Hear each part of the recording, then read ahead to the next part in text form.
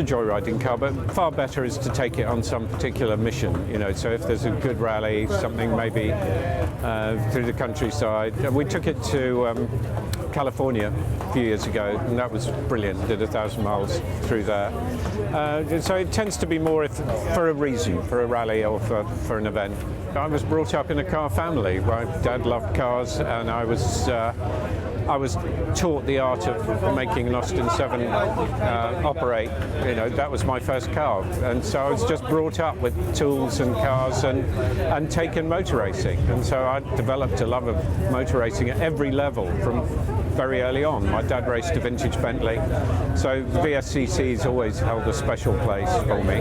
But obviously there's Formula One and long distance racing and all those other things.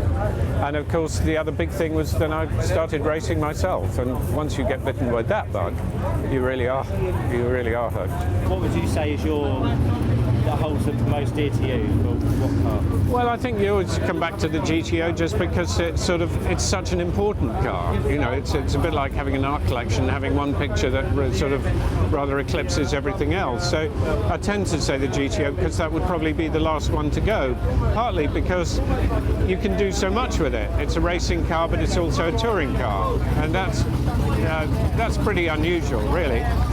And of course it's an entree into a pretty exclusive club, and it makes me look quite clever because it's an investment, and of course it was never bought for that.